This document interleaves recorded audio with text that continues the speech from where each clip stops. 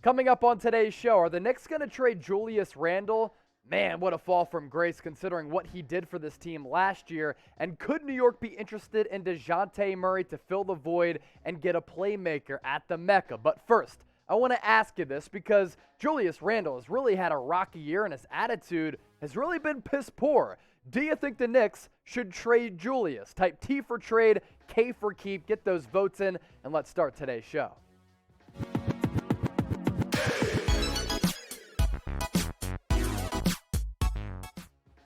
Welcome into New York Knicks Now by Chat Sports. I'm your host, Chase Senior. Hope all of New York is having a fantastic week. You know who's not having a good week and not having a good season?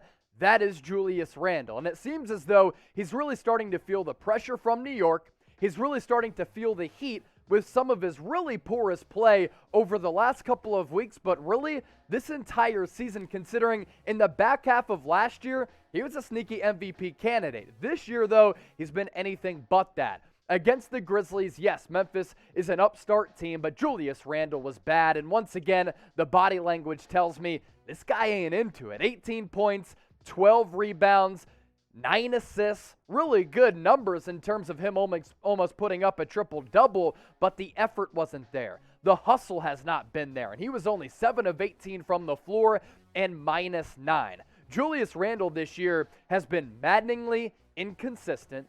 The Knicks have had to rely on him in stretches where they want him to be the primary scorer, but sometimes in those moments he hasn't come up big, and other times he's played selfish basketball, and we've all seen the clips of him not in the huddle. The other night during his post-game press conference, he was texting while fielding questions from the media.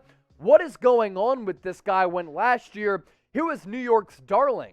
Now he's kind of New York's enemy. And Kendrick Perkins let it be known that what Julius Randle is doing right now for the Knicks, it is not going to cut it. Perk on Randle saying this last night during the game against the Grizzlies. Julius Randle played tonight like he's tired of being in New York. I strongly believe it's time for them to part ways. Carry on. Those are pretty strong words from Perk, who's tapped into how a lot of players feel, how a lot of organizations operate, and I think the fan base feels that as well. Mark Berman of the New York Post had this on Julius Randle the other day and thought it was kind of crazy because, again, this guy's fall from last year has been wild to watch and unravel. According to an NBA source, Knicks coach Tom Thibodeau has admitted to associates he's had more trouble getting Randle to play with a selflessness this season than during last year. Some in the organization believe Randle's signing of the $117 million contract has made him feel he's got to do more scoring to live up to the pact.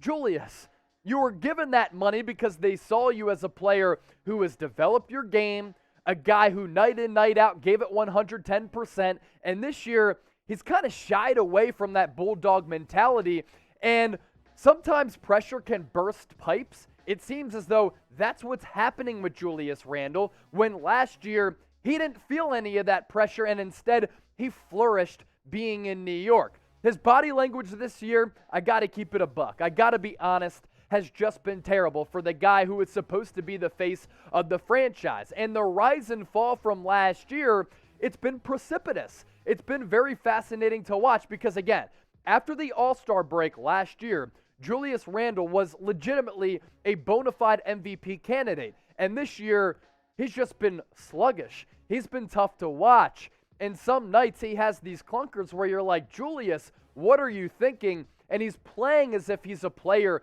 who's just really, really tight, who's feeling the pressure of being in the number one media market with a very passionate fan base. And the fan base has the right to feel the way that they've been feeling because Randle has just not been good at all. So I want you to grade Randle's trade value in the comment section right now. Last year, it was really, really high. This year, are the Knicks going to get rid of him with that really high contract and just say, you know what? We'll take what we can get back for Julius Randle. It almost feels like a Ben Simmons type of situation. A, B, C, D, or F. Grade Julius Randle's trade value for me in the comment section down below. Here at Chat Sports, if you're new to the channel, we love our audience engagement. We love to hear from you. This is your opportunity to be a part of the show, so make sure you do that right now. And if a trade does happen, we have you covered here on New York Knicks Now by Chat Sports. We're pushing out multiple videos per week, whether it's me, Marshall Green, Harrison Graham. We have you covered so you can stay on top of everything that's going down with the New York Knicks. So hit that red subscribe button down below or go to youtube.com/KnicksTV. Let's get to 5,000 subscribers as soon as possible and subscribe to the channel to join the movement here at Chat Sports. We launched this channel over the summer and we've really been churning out content like crazy. So I talk about this fall, last year to this year for Julius Randle. The numbers really back that up. 24 points per game last year, 10 rebounds. He shot 45.5% from the floor and 41% from three. Like 41% from three last year was phenomenal. And Julius Randle, as evidenced by the picture, he was flexing on cats. This year, anything but. He's really deflected the blame to other people on the roster and not taken ownership of his own problems. 18.5 points per game, down from 24 plus. Rebounds are down. Dimes are down. Field goal percentage down from 45.5 to 41.5. And really, the big mark there, last year, he let it rip. He let it fly. 41%, now down to 30% this year. Now, as I mentioned, if Julius Randle gets traded, it's going to be big news, not just for this basketball team, but it's going to send a ripple effect across the entire NBA. We have you covered here at New York Knicks Now. So make sure you hit that red subscribe button down below, and let's get to 5,000 subscribers. I'm really wondering, with how everything has played out, what happened to Julius Randle? Why the big dip in production? Why the difference in attitude? Why is he not hustling and putting forward the effort like we saw last year? Is there something going on behind the scenes? Is he clashing with Coach Tom Thibodeau? I'm not sure what the hell is happening. It's been weird. It's been wild. It's been very frustrating because going into this year, he was expected to be the franchise player. This year, he's been anything but that.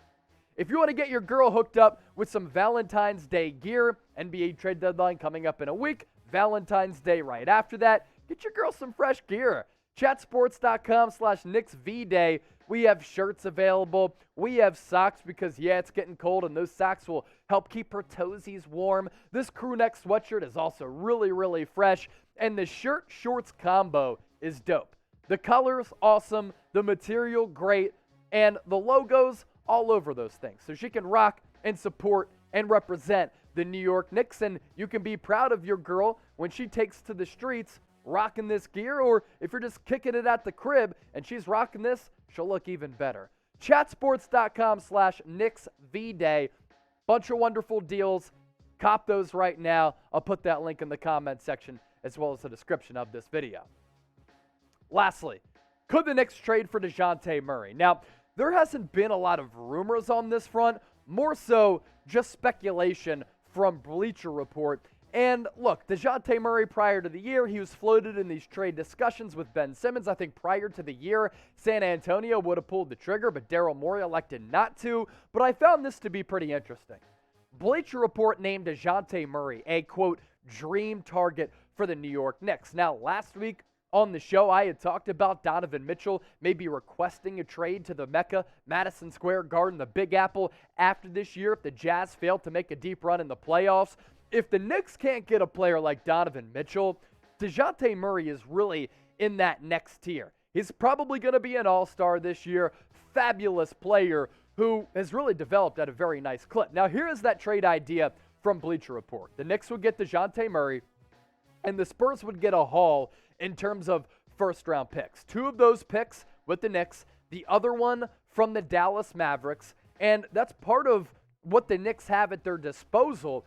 They have a lot of player capital and draft picks to trade away for a player like Dejounte Murray. Now, Kemba Walker would kind of be a salary cap dump. Alec Burks is a good scorer coming in off the bench. This would make the Knicks a better basketball team. Would you make the big splash to bring Dejounte Murray to New York City?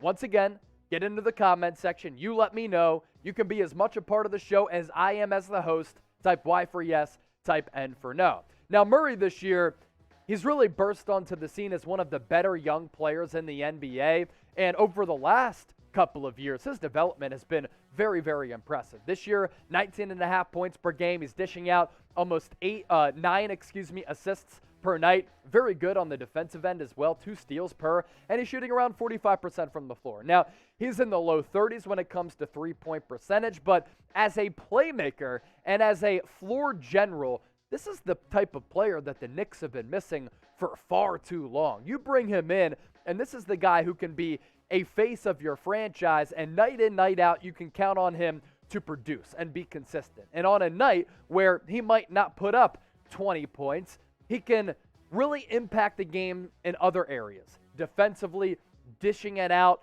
and really get it done in a variety of ways. So on the NBA 2K scale, my last question for you, how good is Dejounte Murray? I know we have a lot of people who hop on the sticks. You're all gamers. Take to the streets 2K style here and grade Dejounte Murray as a player, 1 to 100. 1, he sucks. 100, he's like elite. The LeBron James, Steph Currys of the world. You let me know. Thanks for watching today's show, and don't forget to subscribe.